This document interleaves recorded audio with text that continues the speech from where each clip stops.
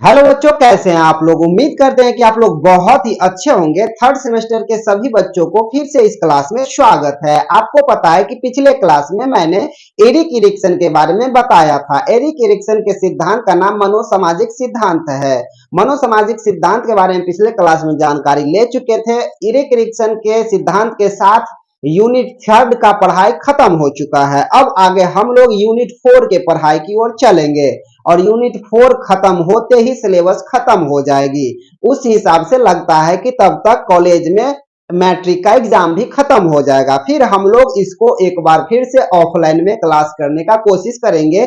जो भी त्रुटियां ऑनलाइन क्लासेज में रह गई है उस सभी त्रुटियों को समाधान के लिए आप सभी बच्चों से आग्रह होगा कि कॉलेज में आएंगे। कॉलेज में आकर के और इस सभी विषय वस्तु पर चर्चा करेंगे। सिलेबस के हिसाब से एक बार और शॉर्ट टर्म में जल्दी जल्दी पढ़ेंगे, नहीं तो फिर से नेक्स्ट टाइम नेक्स्ट कोई एग्जाम का डेट आ जाएगा। तो निश्चित रूप से जब भी आप लोगों को कॉलेज खुला हो तो सभी बच्चे लगातार क्लास आए। आपको पता है कि कॉलेज में मैक्सिमम एग्जाम चलती है, इस हिसाब से तो आपकी पढ़ाई बाधित हो जाएगी। इसीलिए मैं आप सभी बच्चों से आग्रह करता हूं, जब भी कॉलेज खुले ऑफलाइन में क्लास हो तो सभी बच्चे आ जाएं। ऑनलाइन तो मैं पढ़ाता ही हूं। ऑनलाइन पढ़ने से और समझने के बाद जो कुछ भी समस्या बच जाएगी उसे हम कॉलेज में सॉल्व कर देंगे। आज हम लोग पढ़ेंगे यूनिट फोर में फैमिली चैप्टर। फैमिली के बारे में आप लोग समझते हैं, फैमिली को हिंदी में परिवार कहते हैं।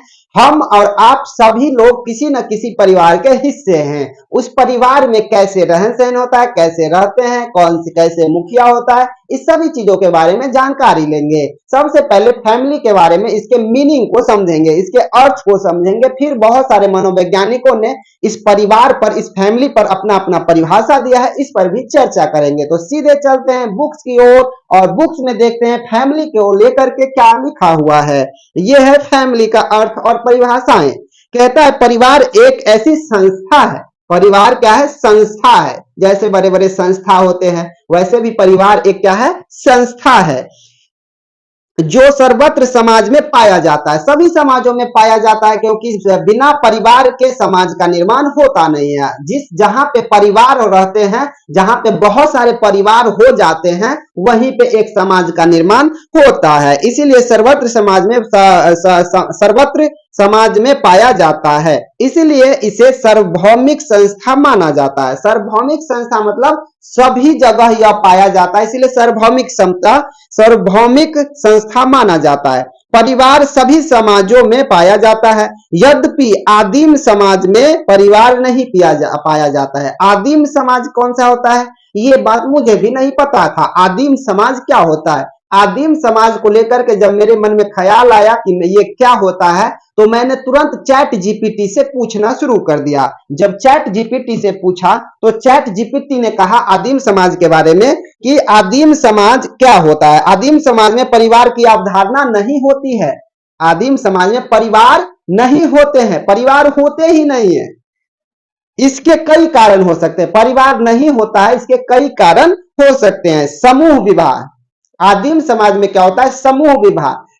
उसमें हम लोग के परिवार में कैसा विवाह होता है? एक स्त्री दूसरे स्त्री से, एक परिवार दूसरे परिवार से, एक जगह दूसरे समाज से, बहुत एक गांव दूसरे गांव से शादी होता है। लेकिन आदिम समाज में क्या होता है? समूह विवाह में कहता है समूह विवाह होता है। आदिम समाज में कैसा विवाह होता है? समूह विवाह होता है। आदिम समाज में समूह विवाह प्रचलित था, जिसमें एक पुरुष और एक महिला के बीच विवाह नहीं होता था। एक पुरुष और एक महिला के बीच विवाह नहीं होता था। ऐसे एक पुरुष और एक महिला के बीच विवाह नहीं होता था, बल्कि एक समूह के पुरुष और एक समूह के महिलाएं आपस में विवाह करते थे। इधर से पूरा एक समूह का पुरुष है, इधर से पूरा एक समूह का महिला है।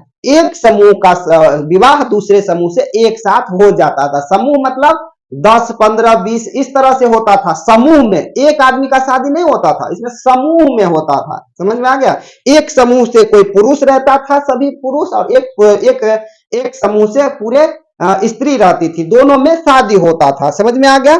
दूसरा कारण यह बताया गया है कि मातृसत्तात्मक समाज था। मातृसत्तात्मक होता है मतलब माता का वहां सत्ता चलती है। वहां क्या होता है? पुरुष का चलता नहीं है, मातृत्व सत्ता होता है, वहां माता का ज्यादा सत्ता रहता है, माता का ज्यादा प्रचलन रहता है, माताओं के द्वारा शासित किया जाता है। तो माता सत्ता हो गया, इसके कारण माता सत्तात्मक समाज होता है। आदिम समाज मातृत्व सत्तात्मक था। क्या था? मातृत्व सत्तात्मक था आदिम समाज, जिसमें माता को प्रमुख माना जाता था और पिता की भूमिका गौण थी, मतलब खत्म। माता का सत्ता ज्यादा होता था, प्रचलन ज्यादा था माता का, और पिता का सत्ता गौण, पिता के बारे में कोई चर्चा भी नहीं करता था। तीसरा, सामूहिक जीवन। इसका जो जीवन होता था कैसा होता था? सामूहिक जीवन होता था। किसका? आदिम समाज का। आदिम समाज का सामूहिक जीवन होता था। कैसा समूह होता था? आदिम समाज का सामूहिक जीवन होता था। आदिम समाज में लोग सामूहिक जीवन जीते थे। सामूहिक जीवन, सभी एक साथ रहते थे, कोई दिक्कत नहीं, जिसमें सभी लोग एक साथ रहते थे और आपस में सहयोग करते थे। सभी लोग एक साथ रहते थे और आपस में एक दूसरे को सहयोग करते थे। यह समूह में हो गया। आगे कहता आर्थिक कारण। आदिम समाज में आर्थिक व्यवस्था विकसित नहीं थी। आर्थिक व्यवस्था विकसित नहीं थी, इसीलिए परिवार की अवधारणा नहीं थी। जहां पे आर्थिक व्यवस्था हो जाती है वहां पे परिवार का स्थापना हो जाती है। आजकल हमारे और आपके परिवार में क्या होता है? आर्थिक स्थिति को लेकर के ही अलगावपन उत्पन्न होता है। एक परिवार से दो परिवार बन गया, दो परिवार से चार परिवार, धीरे धीरे धीरे धीरे ऐसा परिवार का निर्माण हो जाता है। लेकिन आदिम समाज में क्या था? आर्थिक स्थिति कोई थी नहीं, पैसे कमाने का स्रोत कोई नहीं था, न पैसे आता था न पैसे खर्चा होता था। उस समय पैसे की कोई लेन देन नहीं होती थी। सिर्फ खाना खाने जो भी कुछ मिलता था वह एक दूसरे को सहयोगात्मक भावना से रहते थे समूह में और खाना भी खाते थे। आर्थिक कारण से ही वह समाज, जब आर्थिक कारण नहीं था इसीलिए वह समाज चल पाया था उस समय जब। लेकिन अब बिना आर्थिक कारण से चल पाएगा? हर चीज पैसा से होता है और पैसा के कारण घर में विभेद होता है, एक परिवार से दो परिवार, दो परिवार से चार परिवार।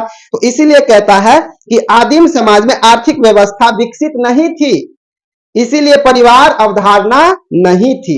अगला है 5, विवाह की अवधारणा नहीं थी। विवाह मतलब शादी की अवधारणा नहीं थी। आदिम समाज में विवाह की अवधारणा नहीं थी, इसीलिए परिवार की अवधारणा भी नहीं थी। आदिम समाज में विवाह की कोई सोच उच नहीं था कि विवाह किया जाए नहीं किया जाए, ऐसा कुछ भी नहीं है। समझ में आ गया बच्चों? तो ये था आदिम समाज की भूमिका। तो इसीलिए इसमें कहा गया है कि यद्यपि आदिम समाज में परिवार नहीं पाया जाता था, परिवार की उत्पत्ति के बाद से ही व्यक्तिगत दायरे की शुरुआत हुई है।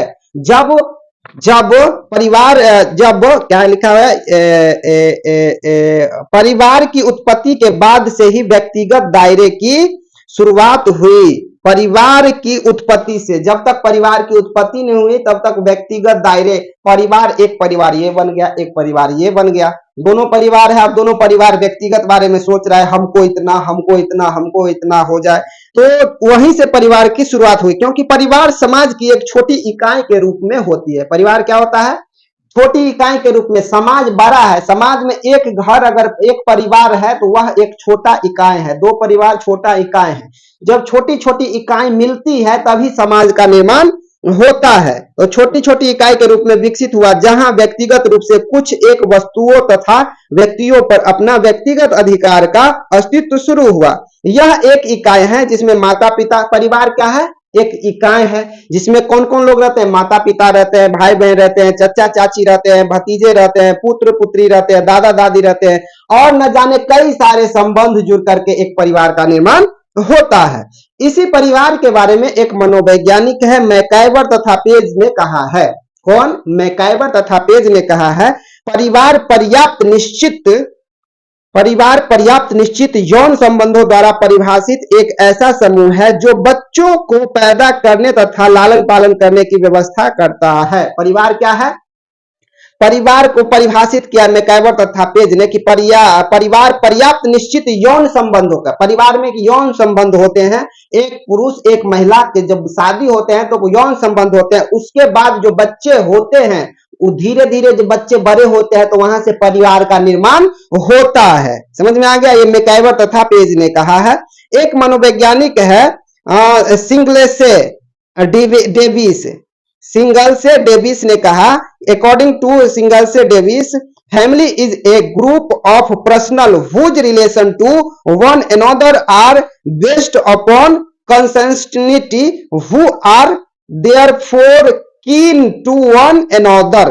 कहा है कि परिवार ऐसे व्यक्तियों का समूह है, परिवार ऐसे व्यक्तियों का समूह है जिनमें संगोत्रता के संबंध होते हैं। क्या होता है? संगोत्रता के संबंध। आप आजकल जब शादी होता है ना तो पूछते हैं कि आप किस गोत्र के हैं, आप किस गोत्र के हैं, वो गोत्र पूछा जाता है ताकि रिलेशन उलेशन ना कहीं लग जाए। तो गोत्र अलग अलग रहना चाहिए या पता नहीं सेम रहना चाहिए, इसके बारे में मुझे जानकारी नहीं है। तो वो क्या कहता है कि जिन्हें संगोत्रता के संबंध होते हैं और जो एक दूसरे के संबंधी होते हैं तभी परिवार का हम निर्माण कर पाते हैं। एक मनोवैज्ञानिक है ऑगबर्न तथा निमकॉफ, उन्होंने कहा परिवार स्त्री और पुरुष के बीच, स्त्री और पुरुष की बच्चों सहित या बच्चों रहित अथवा मात्र बच्चों सहित पुरुष की अथवा मात्र बच्चों सहित स्त्री की एक कम या अधिक अस्थायी समिति है। मतलब इन्होंने कहा कि एक परिवार में या तो पति पत्नी हो या पति पत्नी बच्चे हो या पति पत्नी प्लस बच्चे हो और पति पत्नी के साथ साथ बेटा बेटी हो और उसका भी पुतौ हो मतलब बहू हो, तब जाकर के परिवार का निर्माण होता है। उसके बाद जब सभी परिभाषाओं को देखा गया तो परिवार की नींव स्त्री पुरुष के यौन संबंधों के नियोजन पर होती है।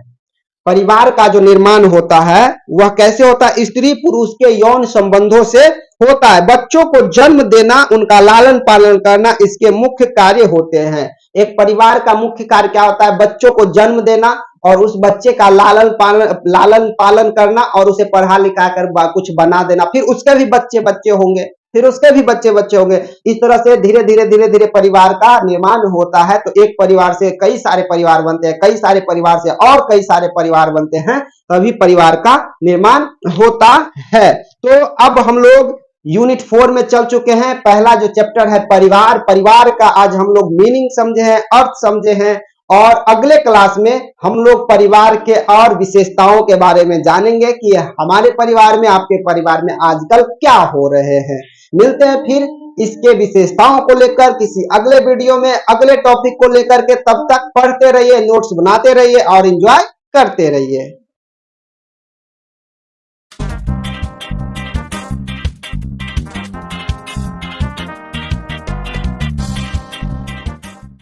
हेलो थर्ड सेमेस्टर के बच्चे, कैसे हैं आप लोग? आप लोग उम्मीद करते हैं कि अच्छे होंगे और हम भी अच्छे हैं, तभी आपको पढ़ाने के लिए हमेशा उत्सुक रहते हैं, तैयार रहते हैं, यूट्यूब प्लेटफॉर्म पर हो, ऑनलाइन माध्यम से हो।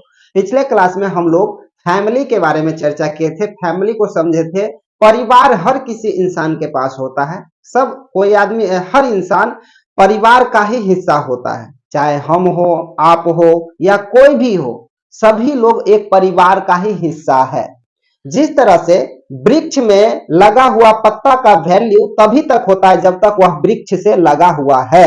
जब वह वृक्ष से नीचे गिर जाता है पत्ता तो उसका कोई वैल्यू नहीं रह जाता है। इसीलिए परिवार से जुड़ करके रहिए ताकि आपका भी वैल्यू बना हुआ रहेगा। जब आप परिवार से बिछड़ जाएंगे, जब आप परिवार से अलग हो जाएंगे तो आपका कोई वैल्यू नहीं रहने वाला। कोई भी आपको आकर के कुछ सुना जाएगा, कुछ कह जाएगा, क्यों? क्योंकि आपके पीछे कोई खड़ा नहीं है। परिवार चाहे जैसा भी हो, जितना बुरा से बुरा, खराब से खराब क्यों ना हो और अच्छा से अच्छा क्यों ना हो, हमेशा ये चेष्टा कीजिए, हमेशा ये कोशिश कीजिए कि परिवार से जुड़ करके ही मुझे रहना है। जब आप परिवार से जुड़ करके रहेंगे तो दुनिया का कोई भी शक्ति जो है ना, दुनिया का कोई भी दुश्मनी, वो आपसे सोच समझ करके कोई व्यक्ति निकालेगा। इसीलिए परिवार से जुड़ करके रहना बेहद ज्यादा महत्वपूर्ण है। पिछले क्लास में हमने ये भी चर्चा किया था कि परिवार की परिभाषा क्या होती है और परिवार के ऊपर कुछ मनोवैज्ञानिकों ने क्या क्या अपना परिभाषा दिया है, इस चीजों पर चर्चा किए थे। लेकिन आज हम लोग परिवार के विशेषताओं पर चर्चा करेंगे। परिवार क्यों जरूरी है, परिवार में रह करके क्या क्या परिवार की विशेषताएं हैं, इस सभी चीजों पर आज हम लोग चर्चा करेंगे, तो आप वीडियो के अंत तक निश्चित बने हुए रहेंगे, तभी आप परिवार के एक अच्छे सदस्य के रूप में कहलाएंगे, परिवार से अच्छे से जुड़ करके रहेंगे। समझ में आ गया बच्चों? चलते हैं सीधे परिवार की विशेषता की ओर, जिसमें से परिवार की विशेषता की ओर चलेंगे, जिसमें से सबसे पहले है सार्वभौमिक संस्था। परिवार क्या है? मैंने कल भी बताया था कि परिवार एक सार्वभौमिक संस्था है, जहां सभी लोग रहते हैं, तभी उस परिवार का निर्माण हो पाता है। इसमें कहता है कि संपूर्ण विश्व के प्रत्येक देश में परिवार किसी न किसी रूप में पाया जाता है। इस जमीन पर, इस धरती पर जितने भी देश है विश्व में, उस सभी देशों में किसी न किसी रूप में परिवार पाया जाता है। अतः यह एक सार्वभौमिक संस्था है, सभी मनुष्य किसी न किसी परिवार के सदस्य होते हैं, इसीलिए यह एक सार्वभौमिक योग्यता है। समझ में आ गया बच्चों? दूसरा है सामाजिक संरचना में केंद्रीय स्थिति। समाज का जब संरचना होता है, समाज का जब निर्माण होता है, उसमें परिवार की अहम भूमिका होती है। जब तक परिवार नहीं रहेगा तब तक समाज का निर्माण नहीं होगा, इसीलिए परिवार का होना जरूरी है। जब बहुत सारे परिवार लोग आसपास रहने लगते हैं तो वहां एक समाज का निर्माण होता है, समाज का संरचना खड़ा होता है। इसीलिए इसमें कहता है सामाजिक संरचना में परिवार की केंद्रीय स्थिति होती है तथा समाज का निर्माण भी पारिवारिक रूपी इकाई से मिलकर होती है। बहुत सारे पारिवारिक रूपी इकाई मिलती है तभी समाज का निर्माण होता है। अगला कहता है रक्त संबंध एवं वंशनामा की व्यवस्था। हमारे परिवार में क्या होता है? रक्त संबंध। कहता है ना कि ये मेरा अपना खून है, ये मेरा सहोदर भाई है, अपना भाई है। तो ये रक्त का जो संबंध है ना, ये बहुत मायने रखता है परिवार बनने के लिए, परिवार बनाने के लिए। अगर रक्त का संबंध नहीं रहेगा तो वह परिवार नहीं कहलाता है, वो समझ जाता है कि ये कोई दूसरा है, ये कोई अलग आदमी है। इसलिए रक्त का संबंध जरूरी होता है। इसमें कहता है सभी परिवारों में जो भी बच्चे पैदा होते हैं उनमें आपस में और माँ बाप में रक्त संबंध पाया जाता है।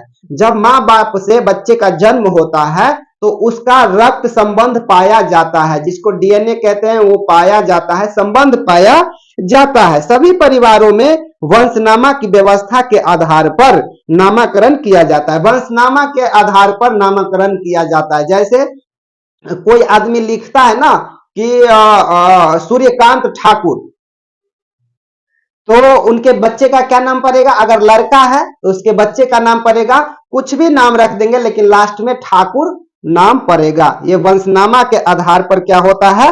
परिवारों का नामकरण होता है। उसी के नाम से परिवार के बच्चे पहचाने जाते हैं। जब उनके भी नाम में ठाकुर लगा रहेगा, बच्चे के नाम में भी, पिता के नाम में भी, बच्चे के नाम में भी, तो बच्चे का पहचान उसी परिवार से होगा कि वह ठाकुर परिवार से है। तो ये पहचान होता है। पितृवंशीय परिवार में यह नामकरण पिता के वंश के आधार पर होता है। पितृवंशीय परिवार में पिता के नाम के आधार पर उसका वंशनामा होता है, और मातृवंशीय परिवार में माता के नाम पर क्या होता है? माता के नाम पर उनका नामकरण होता है। समझ में आ गया? आगे बढ़ते हैं। अगला है बच्चों निश्चित निवास स्थान।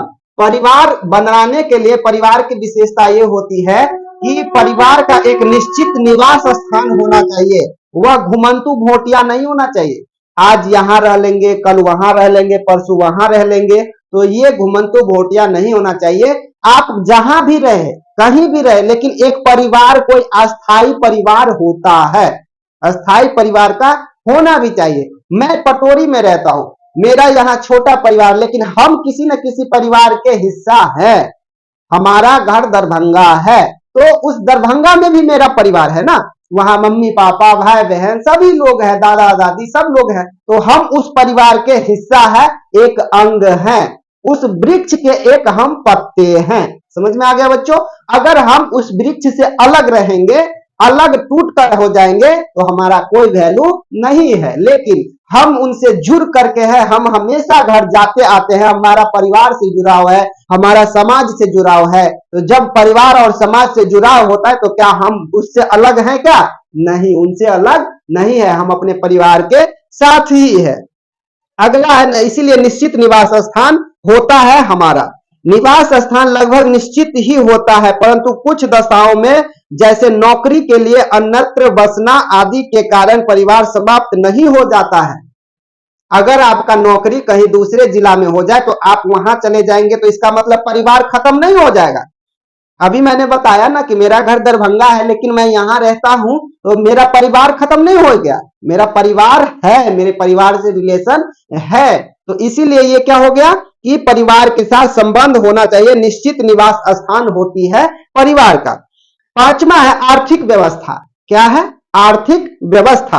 आर्थिक व्यवस्था में कहता है परिवार के सदस्यों को भरण पोषण करने के लिए पारिवारिक में श्रम विभाजन होता है। परिवार में जब रहते हैं तो उसमें खर्चा होता है, घर चलाने के लिए, परिवार चलाने के लिए, तो उसमें श्रम की आवश्यकता होती है, वर्क की आवश्यकता होती है ताकि पैसे आ सके। तो उसके लिए काम का विभाजन होता है, वर्कों का विभाजन होता है कि आप ये काम करेंगे, आप ये काम करेंगे, तब वहां से पैसा आएगा, तब हमारा घर परिवार चलेगा। तो विभाजन होता है। इसी विभाजन के फलस्वरूप विभिन्न सदस्यों को कई प्रकार की जिम्मेदारियां निभानी पड़ती है।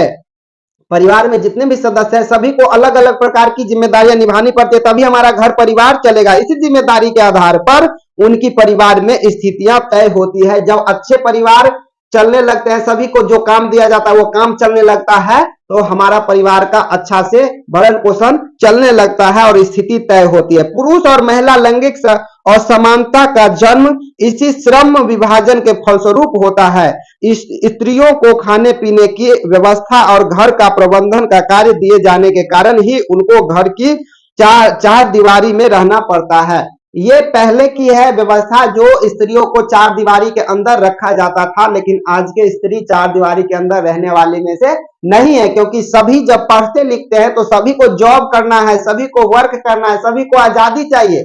जब सभी जगह जाते हैं तो आजकल चार दीवारी में नहीं, वो आपके कपड़े धोने के लिए, आपके खाना बनाने के लिए, आपको देख रेख के लिए वो नहीं आए। उनका भी अपना जीवन है और वो भी आपके काम के साथ साथ वो अपना काम भी करती हैं। अगला है बच्चों पति पत्नी का संबंध। ये आर्थिक व्यवहार हो गया, आर्थिक व्यवस्था हो गया। उसके बाद है पति पत्नी का संबंध। पति पत्नी का संबंध कैसा? एक मधुर होना चाहिए, अटूट बंधन होना चाहिए, अटूट होना चाहिए। आजकल तो बहुत ज्यादा इसके बारे में बहुत नहीं बता सकता हूं, क्योंकि रिलेशनशिप में आजकल बहुत ज्यादा दरारें उत्पन्न हो रही है, जिसके कारण बहुत सारा डिवोर्स का चक्कर, कोर्ट का चक्कर, हस्बैंड वाइफ में जो अटूट बंधन के साथ साथ फेरे के साथ लिए रहते हैं, सपने सजोए रहते हैं, वो आदमी कोर्ट का चक्कर काटते रहते हैं। इसलिए पति पत्नी के साथ जो बीच का संबंध है वो अच्छे बना रहना चाहिए। इसमें कहता है पति पत्नी के बीच यौन संबंध ही परिवार का आधार होता है। अगर पति पत्नी है तो एक दूसरे से यौन संबंध बनाएंगे ही, वही परिवार का आधार है। अगर वह यौन संबंध पति पत्नी नहीं बनाएंगे तो उनका परिवार, उनका वंशज आगे नहीं बढ़ेगा, जिसके कारण से उनके परिवार का आगे भविष्य नहीं तय किया जाएगा। इसके बिना परिवार का कोई अस्तित्व ही नहीं होता है। अगर हम पति पत्नी के बीच यौन संबंध नहीं है तो इसके बीच कोई परिवार का अस्तित्व ही नहीं बचता है। वंश को आगे बढ़ाना परिवार का प्रमुख कार्य होता है। परिवार का क्या मुख्य कार्य होता है? वंश को आगे बढ़ाना। दोनों एक दूसरे के पूरक रूप में होते हैं। पति पत्नी एक दूसरे के पूरक होते हैं। क्यों? क्योंकि एक के बिना दूसरे को नहीं रह जाता है। दोनों एक साथ रहना चाहते हैं, लेकिन मजबूरी बस कई बार पति को दूर देश जाना पड़ता है कमाने खटाने के लिए, अपने घर परिवार चलाने के लिए, और महिलाएं को, पत्नी को घर में रह करके बच्चे का, सास ससुर का लालन पालन करना पड़ता है। किसी का भी योगदान कम या अधिक नहीं होता है, सभी का बराबर होता है। बल्कि कहा जाता है कि बच्चे बिना पुरुष के पैदा नहीं हो सकते, पर बिना महिला के वह बच्चा अच्छी तरह पल नहीं सकता। बिना महिला के अच्छा तरह वह पाला नहीं जा सकता है, और बिना पुरुष के बच्चे पैदा नहीं किए जा सकते हैं। लेकिन इसमें भी मैं थोड़ा सा इंक्लूड करना चाहूंगा, क्योंकि आजकल ऐसे ऐसे टेक्नोलॉजी आ रहे हैं जो बिना फादर्स के ही बच्चे पैदा होते हैं। अगर आगे कहता है इस आधार पर जैविक और मनोवैज्ञानिक के वह बच्चा अच्छी तरह पाल नहीं सकता है। इस आधार पर जैविक और मनोवैज्ञानिक रूप से विकास करने के लिए स्त्री का होना पुरुष की तुलना में ज्यादा जरूरी है। जब बच्चे जन्म लेते हैं, छोटे बच्चे, तो पुरुष की आवश्यकता कम होती है, महिलाएं की आवश्यकता, महिलाएं की भूमिका बच्चों को लालन पालन करने में ज्यादा होती है। इसीलिए पति पत्नी के जो बीच संबंध है वह परिवार निर्माण करने के लिए अहम भूमिका निभाती है। अगला है यौन संबंधों की स्वीकृति। क्या है बच्चों? यौन संबंधों की स्वीकृति। यौन संबंध जो बनाते हैं उसकी स्वीकृति कहां कहां है और किन किन के साथ है? विवाह के बाद यौन संबंध को समाज की स्वीकृति मिल जाती है। विवाह के बाद, शादी के बाद उस स्त्री और पुरुष को यौन संबंध बनाने की अनुमति यानी स्वीकृति समाज के द्वारा मिल जाती है, परिवार के द्वारा मिल जाती है। लेकिन शादी से पहले इस तरह का व्यवहार अच्छा नहीं है, समाज के लिए अच्छा नहीं है। लेकिन आजकल कोर्ट के द्वारा हमारे देश में एक ऐसा कानून भी लाया गया जिसको कहते हैं उसको क्या कहते हैं, लिव इन रिलेशन। मतलब शादी से पहले भी आप लिव इन रिलेशन में रह सकते हैं, ये कानून आपको इजाजत देती है। लेकिन हमारा समाज इसको अभी भी नकारता है, नहीं मानता है, और इस तरह के घटना पकड़े जाने पर उसे दंडित भी समाज के द्वारा किया जाता है, जो उचित है। जब समाज स्वीकृति नहीं देता है शादी से पहले यौन संबंध बनाने की, तो आप बना कैसे सकते हैं? बिल्कुल नहीं बना सकते हैं। तो इसीलिए आप जो है शादी से पहले यौन संबंध नहीं बनाएंगे, और शादी के बाद यौन संबंध बनाने की स्वीकृति समाज और परिवार के द्वारा दिया जाता है, जिसके परिणाम स्वरूप संतानोत्पत्ति होती है, संतान की उत्पत्ति होती है। माता पिता तथा उसके पाल्य मिलकर एक परिवार का निर्माण करते हैं। माता पिता मिलकर के बच्चे का जन्म देते हैं, और घर में कई सारे लोग रहते हैं, सभी लोग मिलकर उसका लालन पालन करते हैं, तभी परिवार का निर्माण होता है। विवाह से पहले पुरुष और स्त्री यदि यौन संबंध बनाते भी हैं तो वह वैध नहीं माना जाता है। विवाह से पहले अगर स्त्री पुरुष यौन संबंध बनाते भी हैं तो उसे वैध नहीं माना जाता है, और यदि बच्चा भी पैदा हो जाए तो वह परिवार नहीं माना जाएगा।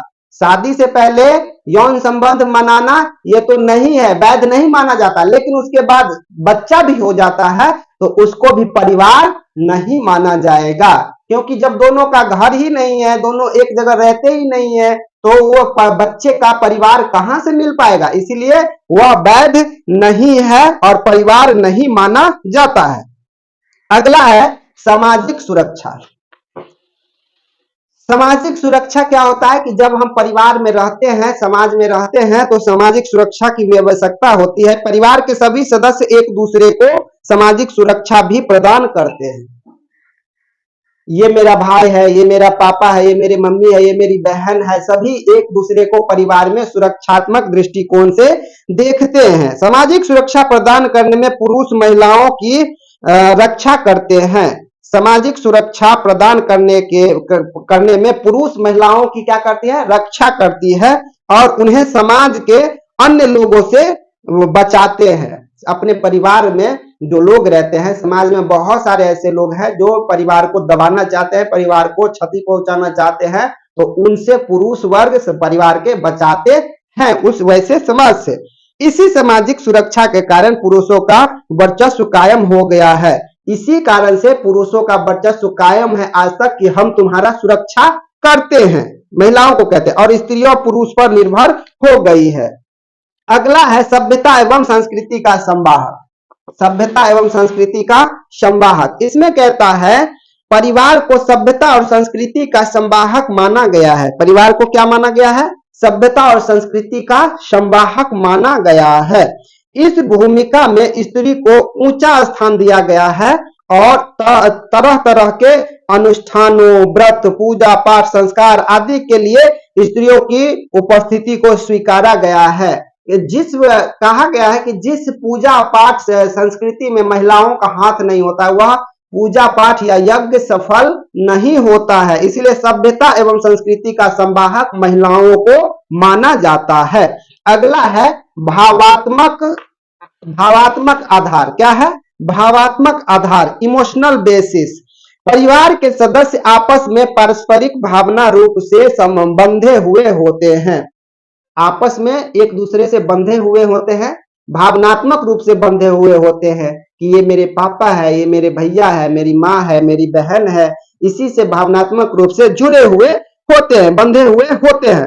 माता पिता तथा उनके पाल्यों के मध्य मध्य त्याग व स्नेह की भावना पाई जाती है। जब बच्चे जन्म लेते हैं तो माता पिता का स्नेह और पालने वाले का स्नेह उससे जुड़ा हुआ होता है, जो पारिवारिक संगठन को सुदृढ़ बनाती है, अच्छा एक शेप देती है कि पारिवारिक संगठन को सुदृढ़ बनाने में परिवार परिवार प्रेम, यौन संबंध, दया, ममता, सहयोग आदि भावनाओं को एक महत्वपूर्ण आधार देता है। परिवार में क्या होता है? प्रेम होता है, यौन होता है, संबंध, दया, ममता, सहयोग, इस सभी से क्या होता है कि परिवार का निर्माण होता है और महत्वपूर्ण आधार माना गया है कि इसी के आधार पर परिवार का निर्माण होता है। जिस परिवार में प्रेम नहीं है, यौन नहीं है, संबंध नहीं है, दया नहीं है, ममता नहीं है, सहयोग एक दूसरे को नहीं है, वह परिवार परिवार नहीं कहलाता है। अगला कहता है सभी बच्चे परिवार से ही इन भावनाओं को सीखना आरंभ कर देता है। जब इस तरह का भावना होता है हमारे परिवार में तो जो आने वाले बच्चे हैं जो जन्म लेते हैं वह भी उसी तरह से सीखने का प्रयास करता है। इसीलिए थॉर्नडाइक ने क्या कहा था, जेबी वाटसन ने कहा था कि आप मुझे 1 दर्जन बच्चे दे दीजिएगा तो मैं उसे व्यवहार के आधार पर सिखा दूंगा, क्योंकि परिवार में जैसा माहौल देंगे वैसा बच्चा बन जाएगा। तो परिवार में जो जो चीज आवश्यकताएं है वो चीज देंगे, बच्चे उसी तरह से बन जाएगा। तो ये हो गया। अगला है परिवार वास्तविकता सदस्यों से मिलकर बनता है। परिवार वास्तविकता सदस्यों से, परिवार किसी ऐसे अरे गहरे को उठा करके एक साथ रख लेंगे तो परिवार नहीं हो जाएगा। परिवार के लिए वास्तविक सदस्य की होना जरूरी होती है। परिवार में अपने रक्त संबंध और शादीशुदा लोग ही शामिल होते हैं। परिवार में अपने रक्त से संबंध, खून से संबंधित लोग होते हैं और शादीशुदा लोग ही शामिल होते हैं। बाहर का कोई भी सदस्य इसकी सदस्यता प्राप्त नहीं कर सकता है। बाहर का कोई भी सदस्य इसकी सदस्यता प्राप्त नहीं कर सकता है। जो हम इस परिवार में रह जाए कोई भी सदस्य प्राप्त नहीं कर सकता है, और जो प्राप्त करता है वह उस घर को बर्बाद करने के लिए आ जाता है। मैं कई बार एक मूवी देखा था जिसमें एक परिवार रहते हैं, उस परिवार में दूसरे एक रिलेशन के लोग आके रहने लगते हैं और उस परिवार में फूट डालो राज करो का शासन चलने लगता है। दोनों से उससे इसमें झगड़ा लगाओ, उससे इसमें झगड़ा लगाओ और उसमें बीच में ऐश मौज करो। तो ये परिवार का हिस्सा नहीं है तो उसे परिवार में रखना भी नहीं चाहिए। समझ में आ गया बच्चों। अगला कहता है कि अस्थाई प्राकृति, कहाँ है? अस्थाई प्राकृतिक, वहां जगह नहीं था इसलिए यहां लिख दिया अस्थाई प्राकृति। परिवार होने के लिए अस्थाई प्राकृति का होना बहुत ज्यादा जरूरी है। परिवार एक ऐसी सामाजिक संस्था है जिसकी प्राकृतिक अस्थाई होती है, जिससे क्योंकि इसके सदस्य अस्थाई होते हैं। परिवार में जो लोग होते हैं वो अस्थाई होते हैं, और जब परिवार के लोग अस्थाई होंगे तो समाज में भी अस्थाई वह परिवार होगा और तभी ये अस्थाई वातावरण होगा, ये अस्थाई प्राकृतिक होगा। तो उम्मीद करते हैं कि आप लोग यह परिवार की विशेषताएं अच्छे से समझ गए होंगे और अगले क्लास में हम लोग इसी से जुड़े हुए, वैसे तो ये चौथा यूनिट चल रहा है, खत्म ही हो गया है ये डेवलपमेंटल साइकोलॉजी, लेकिन चौथा यूनिट में ये मैंने फैमिली चैप्टर शुरू किया है। तो ये फैमिली चैप्टर के बाद फिर से इसी परिवार में क्या पढ़ना है, परिवार के कुछ कार्य है, काम है, उसके बारे में हम लोग पढ़ेंगे। तब तक आप लोग पढ़ते रहिए, नोट्स बनाते रहिए, और जब कॉलेज खुले तो जो भी समस्या आपको इसमें पढ़ने में समझने में आ रही है, इस सभी समस्याओं का समाधान हम कॉलेज में करेंगे। तब तक पढ़िए, वीडियो देखिए, फिर से नोट्स बनाइए, फिर से वीडियो देखिए, फिर से नोट्स पढ़िए, और इसी सिलसिले में आपको तैयारी हो जाएगी।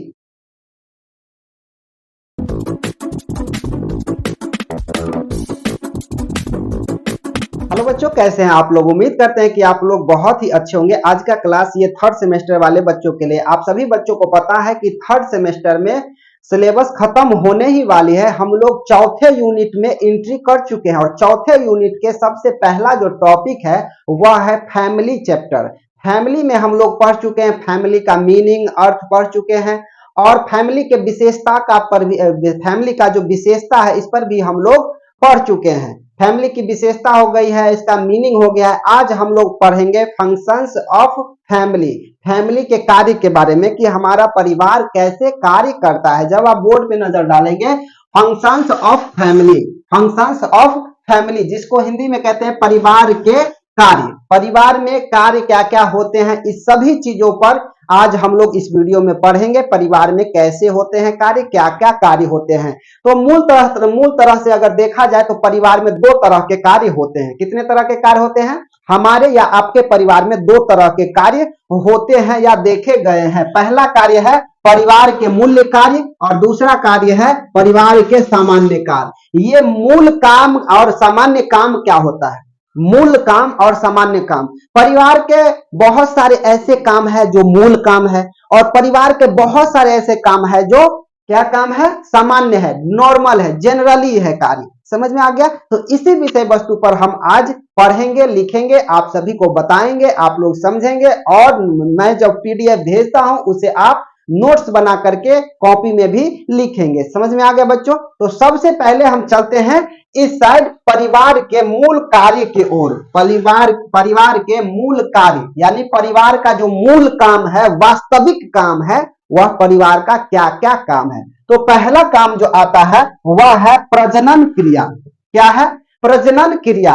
अब यह प्रजनन क्रिया तभी हो पाएगा जब एक परिवार में एक जोड़े शादीशुदा होंगे, प्रजनन वो करेंगे, उसके बाद उससे जो बच्चे होंगे तभी हमारा परिवार का विकास होता है। लेकिन मनोवैज्ञानिकों ने इस परिवार के बारे में, परिवार के प्रजनन क्रिया के बारे में क्या कहा, इस पर नजर डालेंगे। कहा है यह परिवार का सर्वाधिक महत्वपूर्ण कार्य है। प्रजनन क्रिया क्या है? परिवार का सबसे अधिक महत्वपूर्ण काम है, क्योंकि परिवार तभी होगा जब परिवार में प्रजनन क्रिया होगा, परिवार में बच्चे होंगे। समझ में आ गया?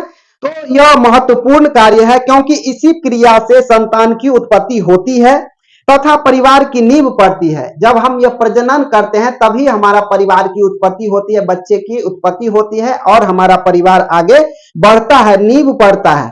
प्रजनन क्रिया प्राणी का जन्मजात गुण है। यह प्राणी का प्रजनन क्रिया मनुष्य का या प्राणी का जन्मजात है, यह सभी दिनों से चलते आ रहा है। प्रजनन क्रिया जन्मजात देखा गया है गुण है। स्त्री का स्त्रीत्व माता बनने एवं पुरुष का पुरुषत्व पिता बनने में माता पिता बनना प्रजनन क्रिया द्वारा ही संभव है। अगर कोई माता बनती है, अगर कोई पिता बनता है तो उससे पहले प्रजनन क्रिया यह करना ही पड़ेगा, तभी वह माता या पिता बन पाएंगे। समझ में आ गया? आगे बढ़ते हैं। दूसरा है परिवार के जो मूल काम है, मूल इंपोर्टेंट काम है, किसी भी परिस्थिति में यह काम होना चाहिए तभी वह परिवार का निर्माण हो पाएगा, तभी वह परिवार बनता है। दूसरा है सुरक्षा। हर किसी के परिवार में सुरक्षा की जिम्मेदारी होती है। मनोवैज्ञानिकों ने कहा परिवार के सभी सदस्यों को सामाजिक व आर्थिक सुरक्षा प्रदान करना चाहिए। समाज में जब हम रहते हैं तो परिवार में सामाजिक और आर्थिक सुरक्षा मिलनी चाहिए। प्रमुख कार्य, क्योंकि बिना सामाजिक सुरक्षा के समाज में सम्मान प्राप्त नहीं होता है। जब हमको सामाजिक सुरक्षा नहीं मिलेगा तो सम्मान प्राप्त हमको होगा नहीं। सम्मान तभी मिलता है जब उसे सामाजिक सुरक्षा मिलती है, जब उसे पारिवारिक सुरक्षा मिलती है, तभी लोगों के, उस परिवार के लोगों को सम्मान मिलती है। तथा बिना आर्थिक सुरक्षा के आवश्यकताओं की पूर्ति नहीं होती है। बिना आर्थिक सुरक्षा के परिवार की आवश्यकताओं की पूर्ति। आर्थिक आवश्यकता क्या होती है? आर्थिक सुरक्षा, पैसे की आजादी। घर में जब पैसे नहीं रहेंगे तो हम सुरक्षित नहीं रह सकते हैं। घर में पैसा रहेगा, हम घर में काम करते हैं, खाते पीते, जो कुछ भी खर्चा होता है, बाहर से पैसे आते हैं, तब हमको सुरक्षात्मक दृष्टिकोण से देखा जाता है। अगर हमारे पास पैसा ही नहीं होगा तो हमको बाहर जाना ही पड़ेगा, तो क्या हम सुरक्षित हैं? नहीं। तो ये कहता है कि आर्थिक सुरक्षा के लिए आवश्यकताओं की पूर्ति होती है। वर्तमान समय में इसीलिए सभी मनुष्य धनी बनना चाहते हैं। इस समय में सभी मनुष्य क्या बनना चाहते हैं? धनी बनना चाहते हैं। तथा यह तभी संभव है जब परिवार को पूर्ण आर्थिक व सामाजिक सुरक्षा मिले। यह सभी व्यक्तियों का मन रहता है कि हम धनी बने, लेकिन यह तब संभव है जब सभी व्यक्तियों को, सभी परिवार को पूर्ण आर्थिक व सामाजिक सुरक्षा प्राप्त होगी तभी। अगला है शिशु पालन। बच्चे यहां तो हो गए, उसके बाद उसका सुरक्षा चाहिए अब शिशु पालन, बच्चे होते हैं उसका पालन पोषण भी बहुत ज्यादा महत्वपूर्ण है। यह काम परिवार के मूल काम में से एक है बच्चे का लालन पालन। जब बच्चे का लालन पालन होता है तभी वह परिवार का निर्माण होता है। नहीं तो बच्चे कई बार ये भी देखा गया कि बच्चे जन्म लेते हैं लेकिन लालन पालन अच्छे नहीं होने के कारण उसका मृत्यु हो जाता है। इसीलिए क्या जरूरी है, उसका शिशु का लालन पालन बहुत ज्यादा जरूरी है। खैर मनोवैज्ञानिक क्या कहते हैं, वैसे तो प्रत्येक जीवधारी अपनी अपने संतान से अत्यधिक प्रेम करते हैं। प्रत्येक जो है जीवधारी जो जन्म देते हैं बच्चे को, वह अपनी संतान से बहुत ज्यादा प्रेम करते हैं, परंतु सभी जीवों की संतानें अधिक समय तक उसके पास नहीं रहता है। आप जानवर में देख लीजिए, आप दूसरे प्राणी में देख लीजिए कि उसके बच्चे जब जन्म लेते हैं तो वह अपने बच्चों के साथ बहुत ज्यादा दिन तक समय नहीं बिता पाते हैं। लेकिन मनुष्य ही एक ऐसा प्राणी है जो अपने बच्चे जन्म देने के बाद वह बहुत बड़े तक, वर्षों तक वह एक साथ रहते हैं। तो इसी के लिए जबकि मनुष्य की संतानें माता पिता के संरक्षण में लंबे समय तक रहती है, उनका पालन पोषण मूल कार्य है तथा सभी मनुष्य का पालन करते हैं। उसका पालन पोषण क्या है, मूल काम है। समझ में आ गया बच्चों। आगे बढ़ते हैं, मूल आवश्यकताओं की कमी। मूल आवश्यकताओं की कमी में क्या कहते हैं मनोवैज्ञानिकों ने, मानव की 3 मूल आवश्यकताएं होती हैं। मानव के कितनी मूल आवश्यकताएं होती हैं, 3। कौन कौन से, रोटी कपड़ा और मकान। एक फिल्म आया था ना, रोटी कपड़ा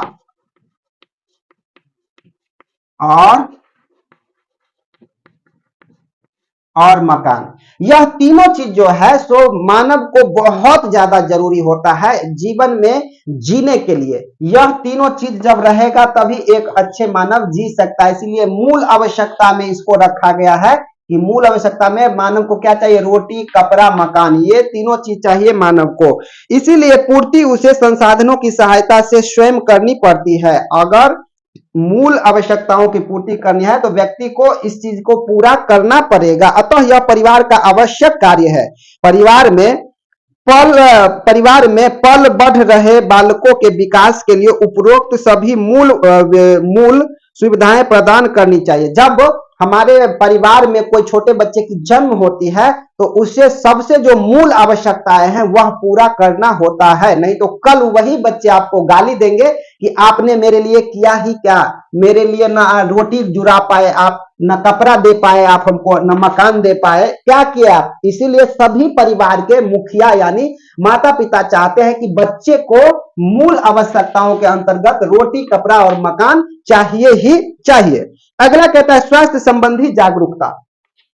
स्वास्थ्य संबंधी जागरूकता, मनोवैज्ञानिकों का कहना है कि स्वास्थ्य मानव की मूल्य संपत्ति है। जब आप स्वस्थ रहेंगे वही मूल्य संपत्ति है। एक मानव का जो सबसे महत्वपूर्ण संपत्ति है वह है स्वास्थ्य जीवन। अगर वह स्वस्थ रहेगा तो उसका वह मूल संपत्ति है, स्वस्थ नहीं रहेगा तो वह मूल संपत्ति, उसके पास कुछ संपत्ति है ही नहीं। इसीलिए मानव का जो सबसे मूल संपत्ति है वह क्या है, स्वस्थ जीवन। अतः परिवार के सभी सदस्यों को स्वास्थ्य के प्रति जागरूक होना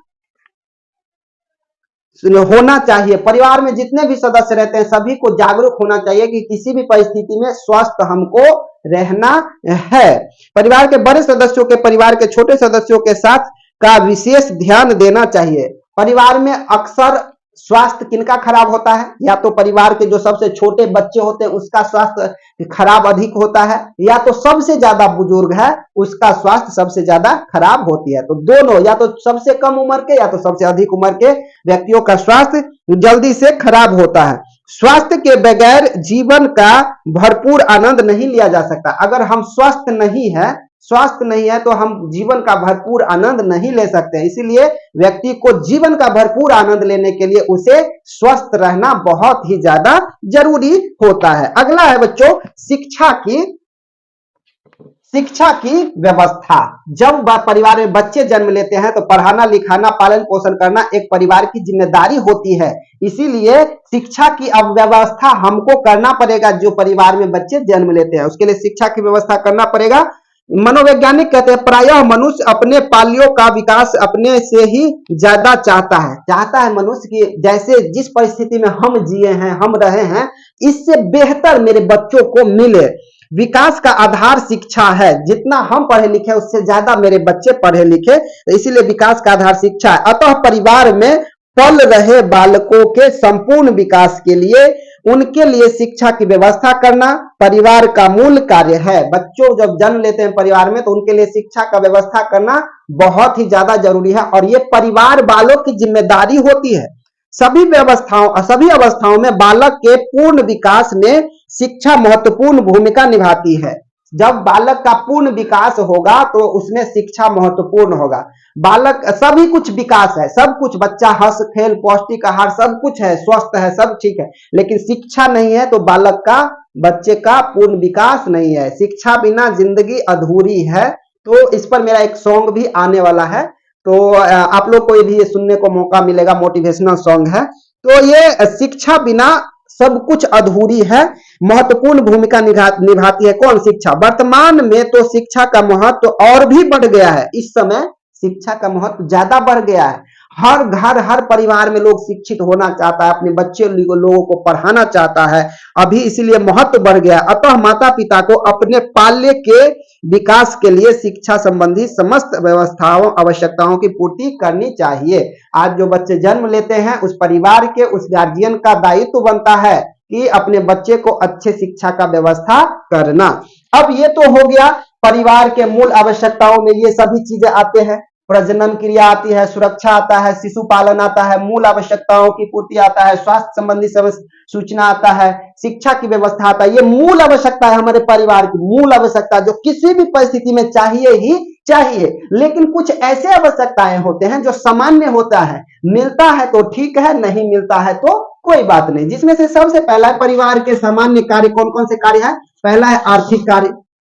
परिवार में जब छोटे बच्चे जन्म लेते हैं तो उसके लिए आर्थिक बोझ नहीं देना होता है। परिवार छोटे बच्चे होते हैं, आर्थिक कार्य पैसे कमाने परिवार के काम होते हैं। परिवार में जितने भी लोग हैं पैसा अर्जन करना, कोई काम करके हो, जॉब करके हो, नौकरी करके हो, व्यवसाय करके हो, बिजनेस करके हो, कोई भी काम करके पैसा घर में आना चाहिए। आर्थिक कार्य हो गया परिवार का। दूसरा है सामाजिक कार्य। जब हम परिवार में रहते हैं तो बहुत सारे परिवार मिलकर के एक समाज का निर्माण होता है।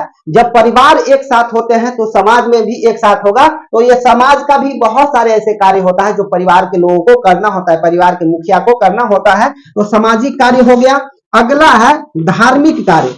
आप सभी जानते हैं कि भारत धर्म निरपेक्ष देश है। कोई भी धर्म में कोई भी सभी धर्मों के लोगों को यहाँ पर इंडिया में स्वागत है, अभिनंदन करता है भारत, और यहाँ सभी धर्मों के लोग रहते भी हैं। यहाँ पर बहुत ज्यादा हिंदू है, बहुत ज्यादा मुस्लिम है, बहुत ज्यादा सभी कास्ट के सभी धर्म के लोग हैं, सभी को रहने का अधिकार है। तो आप जिस भी धर्म में जाए यह सामान्य है, नॉर्मली है, आप किसी भी धर्म में रह सकते हैं।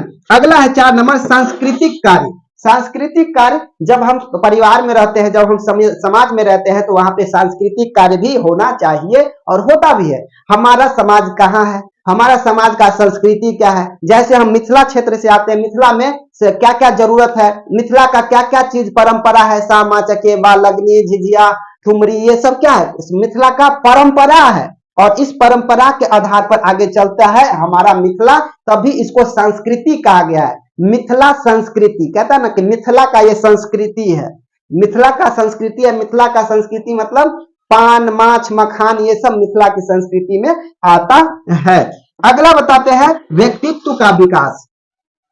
हर व्यक्ति पर्सनालिटी अपना बनाना चाहता है। परिवार में जब छोटे बच्चे जन्म लेते हैं उसका व्यक्तित्व विकास कैसे हो, पर्सनालिटी डेवलपमेंट कैसे हो, इस पर सभी लोगों को ध्यान देना होता है, परिवार के लोगों को ध्यान देना होता है। छठा है मनोरंजन संबंधी कार्य। कई बार अच्छे जीवन जीने के लिए मानसिक तनाव से दूर रखने के लिए हमको मनोरंजन की आवश्यकता होती है। कई बार हम लोग टेंशन में भी रहते हैं, गाना सुन लेते हैं, और दुख में रहते हैं तो दुख वाला गाना सुनते हैं, और अगर किसी का प्यार टूट गया है तो बेवफाई वाला गाना सुन लेते हैं, अगर किसी से लव हो गया है तो लव सॉन्ग सुन लेते हैं। मतलब तरह तरह का सॉन्ग है जो हमें तनाव से दूर करने में मदद करती है, सहायता करती है। तो हमें मनोरंजन का भी व्यवस्था होना चाहिए। अगला है नागरिकता संबंधी कार्य। नागरिकता संबंधी कार्य आप सभी को पता है कि हम लोग भारत देश के मूल निवासी हैं और नागरिकता हम यहीं के लिए हैं, यहीं पर पले बढ़े हैं, यहीं के वासी हैं। तो हम लोग कहाँ के हैं? मूल निवासी है। नागरिकता संबंधी कार्य मतलब एक परिवार में जब छोटे बच्चे जन्म लेता है तो उसे यहीं की नागरिकता मिले, यह परिवार की जिम्मेदारी होती है। तो इस वीडियो में मैंने आपको बच्चों बताया कि परिवार के क्या क्या कार्य हो सकते हैं, परिवार में क्या क्या काम होते हैं। तो किताब के अनुसार से निकल के आया कि परिवार में दो तरह के कार्य होते हैं। एक तो होते हैं परिवार के मूल्य कार्य और दूसरा होते हैं परिवार के सामान्य कार्य। अगले वीडियो में, अगले क्लास में हम लोग पढ़ेंगे, अगले टॉपिक में क्या पढ़ना है, परिवार के शैक्षिक कार्य पढ़ना है। ये सिलेबस में ये पूरा नहीं दर्शाया हुआ है कि परिवार फैमिली चैप्टर में, फैमिली टॉपिक में क्या क्या क्या पढ़ना है, सिर्फ फैमिली लिख दिया गया है, इसीलिए मुझे इतना सारा पढ़ाना पड़ रहा है, नहीं तो इतना नहीं पढ़ाना पड़ता। अगला क्लास में हम लोग पढ़ेंगे परिवार के शैक्षिक कार्य, एजुकेशनल फंक्शनल ऑफ फैमिली। ठीक है बच्चों, तब तक आप लोग इसी तरह से नोट्स बनाते रहिए, पढ़ाई करते रहिए और एंजॉय करते रहिए।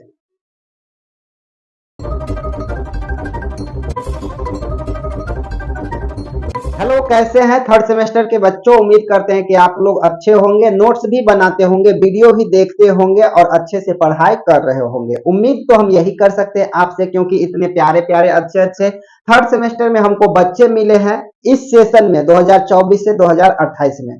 तो उम्मीद आप लोग से मैं करता हूं कि आप लोग अच्छे से पढ़ रहे होंगे। अगर जो नहीं भी पढ़ रहे होंगे तो एक बार अपने सपने को याद कीजिए, एक बार अपने लक्ष्य को याद कीजिए और मम्मी पापा के सपने को याद कीजिए, तब पढ़िए, आपको पढ़ने में अच्छा मन लगेगा ही लगेगा। अरे वो बच्चा ही क्या, वो बच्चा ही क्या जो माँ बाप का सपना पूरा न कर सके, वो बच्चा ही क्या जो माँ बाप का सपना पूरा न कर सके। इसीलिए माँ बाप का सपना होता है, एक शिक्षकों का सपना होता है कि उसका स्टूडेंट्स, एक माँ बाप का सपना होता है कि उसका बेटा बेटी पढ़ लिख करके कुछ अच्छा कर जाए तो मेरा भी नाम हो जाएगा, हम भी सिद्ध सधार जाएंगे। तो इसी के साथ हम आज के इस क्लास को शुरू करेंगे। आपको पता है कि थर्ड सेमेस्टर में मैं सिलेबस खत्म कर चुका हूं, 4 यूनिट चल रहा है, चौथा यूनिट में ये पहला टॉपिक है फैमिली। फैमिली चल रहा है, फैमिली को आज हम लोग क्लोज करेंगे, फैमिली चैप्टर आज हम लोग बंद करने वाले हैं, क्योंकि इससे पहले जो कल के क्लास में पढ़ाए थे फंक्शंस ऑफ फैमिली, यानी परिवार के कार्य क्या क्या है, उसमें से 2 कार्य हम लोग कल पढ़ लिए थे। एक कार्य तो ये हो गया पहला कि परिवार के मूल कार्य हम लोग कल पढ़े थे, और दूसरा परिवार के सामान्य कार्य पढ़े थे। दोनों ये पढ़ लिए हैं, दोनों पढ़ लिए हैं 12/2/2026 को, ये दोनों पढ़ लिए हैं, परिवार के मूल कार्य और परिवार के सामान्य कार्य। लेकिन परिवार के शैक्षणिक कार्य हम नहीं पढ़े थे, तो आज हम लोग इस परिवार के शैक्षणिक कार्य को पढ़ेंगे। और इस परिवार के शैक्षणिक कार्य को पढ़ने के लिए शैक्षणिक में क्या क्या आता है, हमें क्या क्या चीज की जरूरत है, ये सभी चीज यहाँ लिखा हुआ है। इसी को समझने की जरूरत है कि परिवार में शैक्षणिक कार्य के अंतर्गत क्या क्या हमें सीखना होता है। समझ में आ गया बच्चों? तो आप लोग वीडियो के अंत तक जरूर बने रहेंगे, जिसमें से सबसे पहला जो है वह है शारीरिक विकास। परिवार में क्या होना चाहिए? परिवार में शिक्षा के क्षेत्र में शारीरिक विकास होना जरूरी है। जब आपका शरीर विकास होगा तभी आप अच्छे से पढ़ाई लिखाई कर पाएंगे, काम कर पाएंगे। तो कहता है कि मनुष्य के जीवन में अनिवार्य आवश्यकताएं शारीरिक का स्वास्थ्य होना समुचित है, शरीर का स्वास्थ्य होना समुचित है। सामान्यतः कहा जाता है कि स्वस्थ शरीर में ही स्वस्थ मन का निवास होता है। ये हम लोग कहते हैं ना, सुनते हैं ना अपने बड़े बुजुर्गों से कि स्वस्थ शरीर में स्वस्थ मन का निवास होता है। अगर शरीर स्वस्थ होगा तभी हमारे अंदर जो मन बैठा हुआ है उसका स्वच्छ होगा। समझ में आ गया? ये तो हो गया। अतः बालक के शारीरिक स्वास्थ्य एवं विकास के लिए पौष्टिक संतुलन भोजन तथा नियमित दिनचर्या का प्रबंध किया जाना चाहिए। पौष्टिक बच्चों को क्या चाहिए? जब बच्चे जन्म लेते हैं तो उसको पौष्टिक आहार चाहिए, भोजन चाहिए, नियमित दिनचर्या चाहिए, तभी वो स्वस्थ रह पाएगा। परिवार बालक के शारीरिक विकास के लिए वस्त्र, पौष्टिक भोजन, मनोरंजन, व्यायाम, उचित वातावरण, खेलकूद, चिकित्सा और विश्राम की आवश्यकता होती है। ये परिवार के द्वारा किया जाता है इतने सारे चीज कि मनोरंजन की भी व्यवस्था किया जाए, व्यवस्था व्यायाम एक्सरसाइज की भी व्यवस्था किया जाए, उचित वातावरण, वातावरण भी अच्छा रहेगा तभी बच्चे के ऊपर अच्छा प्रभाव पड़ेगा और बच्चे स्वस्थ रहेंगे। खेल कूदना, खेलना कूदना जरूरी होता है बच्चों के लिए। चिकित्सा और विश्राम, आराम की भी जरूरत होती है, तभी हमारा शरीर स्वस्थ रह पाएगा। दूसरा है, ये था शारीरिक विकास में, स्वस्थ शरीर में स्वस्थ मन का निवास होता है। दूसरा है बच्चों मानसिक विकास। मानसिक विकास क्या होता है? बालक की मानसिक शक्तियों, रुचियों और प्रवृत्तियों के निर्माण एवं विकास में परिवार का वातावरण महत्वपूर्ण भूमिका निर्वहन करता है। परिवार का जो वातावरण है वह बच्चों के विकास के लिए महत्वपूर्ण है। मान के चलिए ना, बच्चे का मम्मी पापा खूब झगड़ा कर रहा है, खूब झगड़ा कर रहा है, तो परिवार का वातावरण अच्छा है? नहीं। जब माँ बाप झगड़ा करते हैं दोनों, तो उसका प्रभाव बच्चे पर पड़ेगा, और जब बच्चे पर पड़ेगा तो बच्चे भी उसी तरह से बन जाएगा। इसीलिए क्या करना है कि परिवार के जो वातावरण है उसको अच्छे बना करके रखना है, ताकि बच्चे का विकास अच्छा हो सके, क्योंकि बालक के मानसिक विकास की आधारशिला जिज्ञासा और कल्पना शक्ति होती है। अतः परिवार का शैक्षिक दायित्व की वह यथोचित माध्य है कि बालक जिज्ञासा और उत्सुक शांत बना रहे। वह अपना कार्य में जब बिजी रहेगा तो निश्चित रूप से वह आगे कुछ अच्छा करेगा, परिवार का माहौल अच्छा देख करके।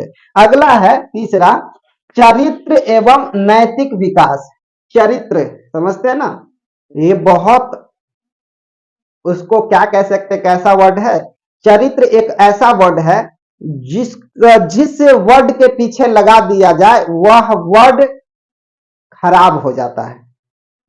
जैसे चरित्र पर किसी का सवाल नहीं उठाना चाहिए। क्या कहता है? चरित्र एवं नैतिकता में बालक के चारित्रिक एवं नैतिक विकास की आधारशिला घर परिवार में ही रखी जाती है।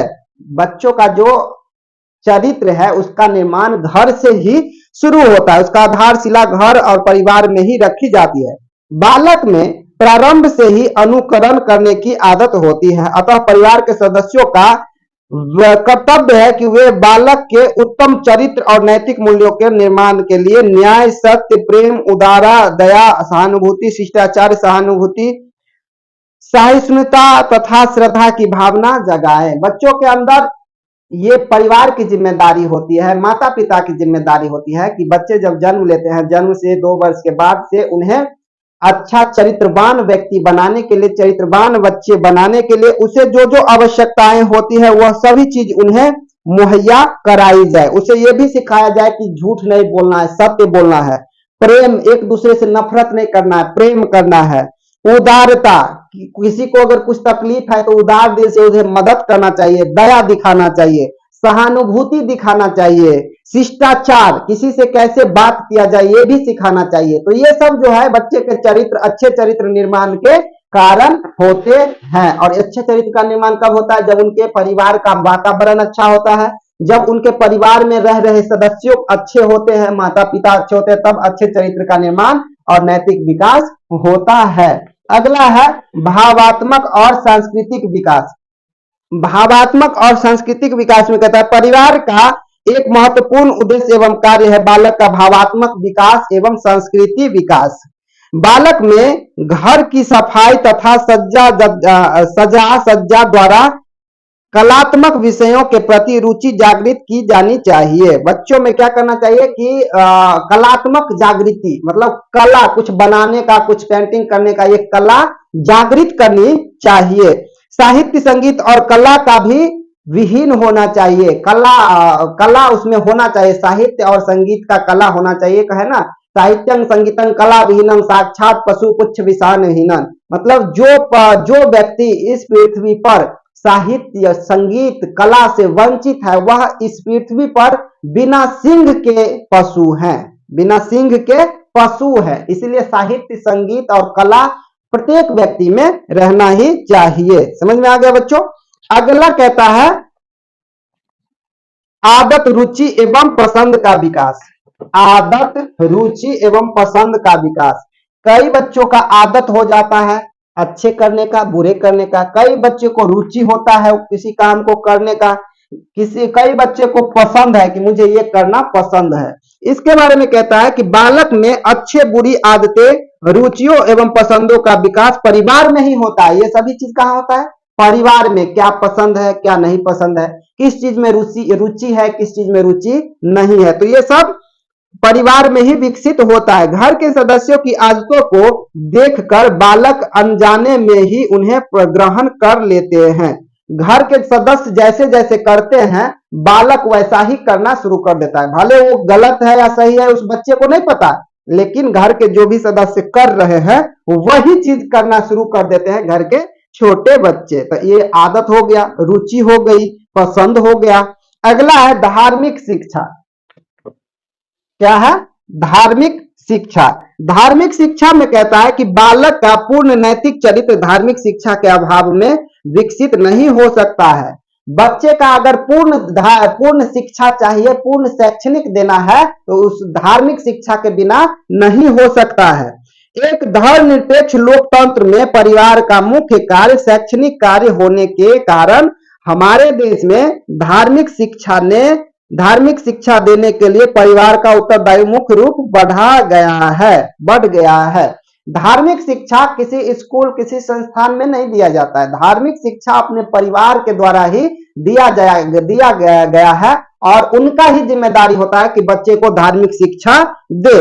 परिवार में धर्म ग्रंथ को पढ़ने, धार्मिक कथाएं सुनने, पूजा अर्चना एवं तथा अन्य धार्मिक अनुष्ठानों में भावनात्मक एवं सांस्कृतिक रूप से सम्मिलित होने के पर्याप्त अवसर प्राप्त होते हैं। परिवार में ये सभी चीज अनजाने में भी होते रहते हैं। पूजा अर्चना, धार्मिक ग्रंथ पढ़ना, ये सब होते रहते हैं।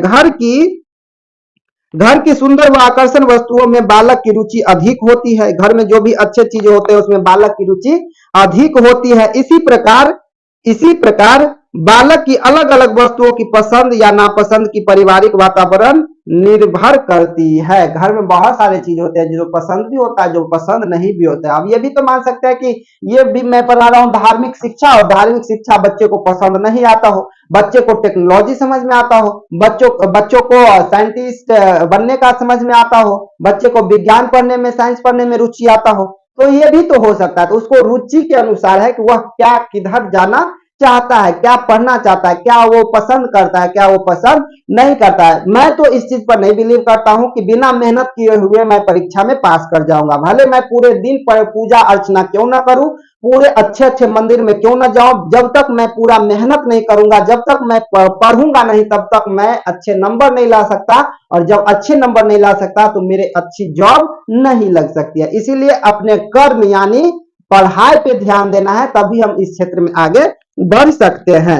अगला है व्यक्तित्व का विकास। मैं इधर लिख चुका हूं व्यक्तित्व का विकास 7 नंबर में, क्योंकि इधर जगह नहीं थी। व्यक्तित्व का विकास, पर्सनालिटी डेवलपमेंट बहुत ज्यादा जरूरी होता है। मैंने इस पर एक अलग से क्लास लिया था पर्सनालिटी डेवलपमेंट के बारे में। पर्सनालिटी डेवलपमेंट, व्यक्तित्व विकास उसको हिंदी में कहते हैं कि व्यक्ति को पर्सनालिटी डेवलपमेंट भी करना बहुत ज्यादा जरूरी होता है।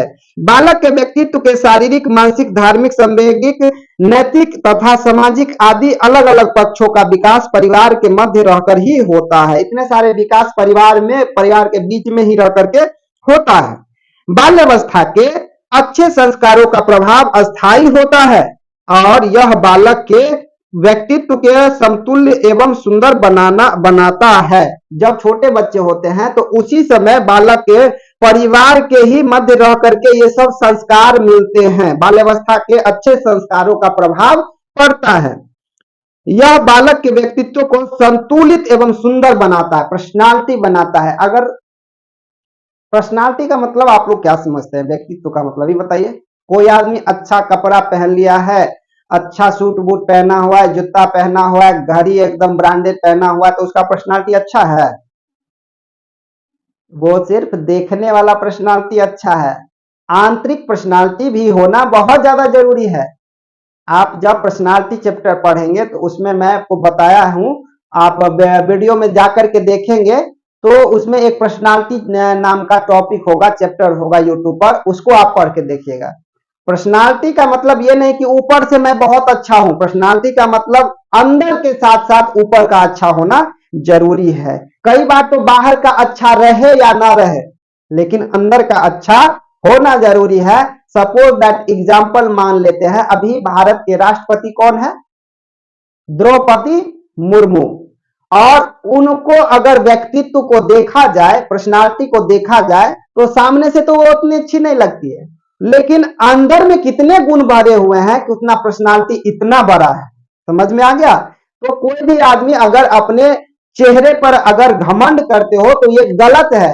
ये चेहरा, वो एक सॉन्ग है ना, क्या क्या क्या क्या सॉन्ग है,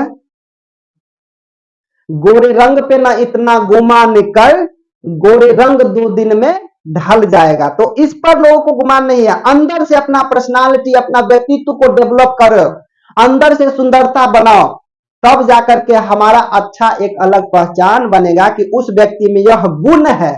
वह गुण अपने अंदर डेवलप करना है। समझ में आ गया बच्चों? तो ये हो गया व्यक्तित्व का विकास। अगला है सामाजिक भावना का विकास। सामाजिक भावना का विकास। परिवार एक छोटा सा समाज है जो बालक को सामाजिक आदर्श एवं परंपराओं के आदर्श तथा आचरण एवं व्यवहार के तरीके सिखाता है। परिवार एक छोटा सा समाज है जहां पर व्यवहार सिखाए जाते हैं, आदर्श सिखाए जाते हैं, आचरण सिखाए जाते हैं। पारिवारिक वातावरण में ही बालक को सर्वप्रथम सहयोग, सद्भावना, न्याय तथा अन्याय की अनुभूति होती है। परिवार में ही न्याय तथा अन्याय की अनुभूति होती है, सद्भावना की अनुभूति होती है। तो ये सब कहाँ सीखते हैं बच्चे? परिवार में। अतः परिवार ही बालक के सामाजिक जीवन का प्रथम शैक्षणिक केंद्र है। परिवार ही उसके लिए समाज है और प्रथम शैक्षणिक केंद्र है जहां उसमें अभीष्ट सामाजिक भावनाओं का विकास होता है। समझ में आ गया बच्चों? अगला है व्यावसायिक विकास। क्या है? व्यावसायिक विकास। पारंपरिक उद्देश्य और कार्य यह भी है कि यह वह बालक की व्यावसायिक रुचियों और अभिरुचियों का मनोवैज्ञानिक अध्ययन कर उसे उचित व्यवसाय निर्देशन प्रदान करे।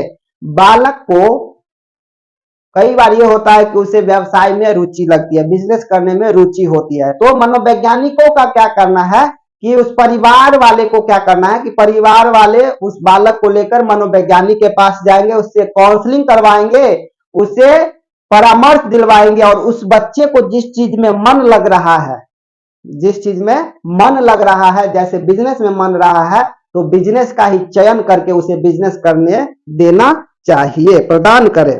प्रायः बालक की व्यावसायिक रुचियों एवं आकांक्षाओं की जितनी अधिक जानकारी उसके परिवार के सदस्यों को हो सकती है, उतनी समाज के अन्य व्यावसायिक और प्रशिक्षण संस्थानों को हो सकती है। प्राचीन में आयु बढ़ने के साथ साथ बालक के पैतृक व्यवसाय में हाथ बटाकर प्रशिक्षण प्राप्त करता था और इस प्रकार व्यक्ति कुशलता प्राप्त कर लेता था।